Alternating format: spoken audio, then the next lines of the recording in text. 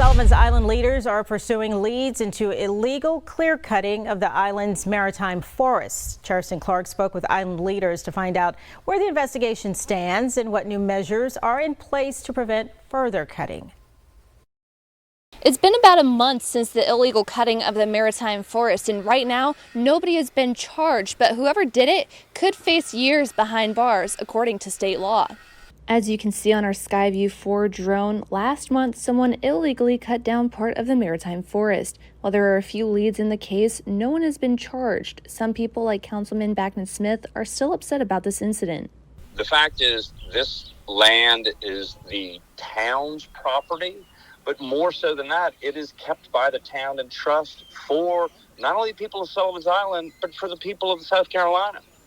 And so it's very troubling to me, and it smacks of a sense of entitlement that is, in my mind, unacceptable. At last week's council meeting, a South Carolina law was identified. If anyone is convicted of maliciously damaging trees and shrubs, they could face up to 10 years in jail if the damage is worth more than $10,000. If the damage is worth between $2,000 and $10,000, they could face up to 5 years behind bars. Karen Byko is the president of Sullivan's Island for All. She hopes these harsh penalties will deter people from further illegal cutting. I'm glad to hear that the town is taking it more seriously and they're patrolling more and whatever other measures that they're taking to make sure that we can identify people before they actually do the destruction going forward. And that added to the fact that we have identified these new severe penalties, I hope will deter people going forward from doing this. Smith says there's one big measure in place to prevent further cutting, publicizing this incident. So it's not so much that we feel like we're going to go out and catch a lot of people doing that. We want to prohibit people from doing what has been done out there. And I think by publicizing that we will be utilizing a criminal penalty rather than the current civil penalty that the town has often relied on should provide enough deterrence so that we won't see this type of behavior in the future. The town of Sullivan's Island did not specify who they are pursuing. DHEC has also looked at the illegal cutting since there was destruction of vegetation seaward of the setback line. In more than a decade could be on the books for Good Friday, April 15th. The state's corrections department announced it now has a firing squad at the ready to go along with the electric chair. Our Ann Emerson looking into the state's methods of execution. And Ann, how likely is an execution next month? Well, Tessa, the state Supreme Court tells me that there's just no way to know how fast justices could issue a new execution order. But we've learned that there are already new efforts underway to stop deaths by either of our state's approved methods, electrocution or the firing squad. We've been unable to carry out the law as determined by judges and juries throughout the state for a 10-year period. Senator Greg Hembry championed the legislation that makes the firing squad a reality here in South Carolina. It became law last year, but state prisons are only now ready to carry out this style of execution. Found that was technically the most humane, most certain and humane method of death that we have in America. And that I was, quite frankly, I was a little bit surprised. You just don't know till you start digging into this. John Bloom runs Justice 360. His group filed a complaint on behalf of Freddie Owens and Bragg Sigmund, as well as Gary Terry. State death row inmates, 2 with executions delayed right now. Owens and Sigmund could face the firing squad first. We have no history here with the firing squad.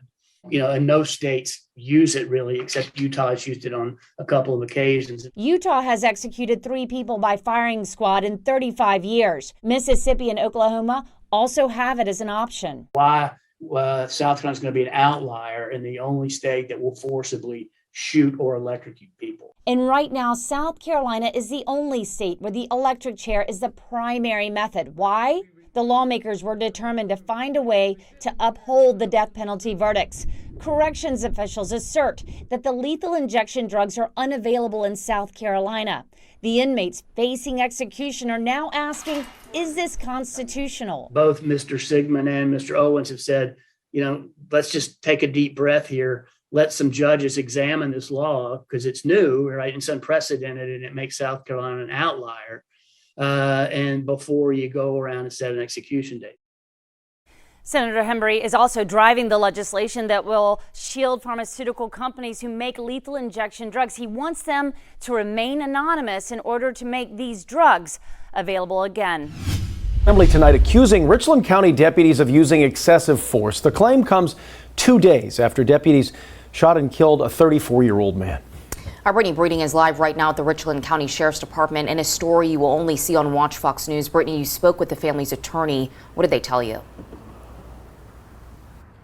I talked with those attorneys just minutes after they finished watching the body cam footage from that incident.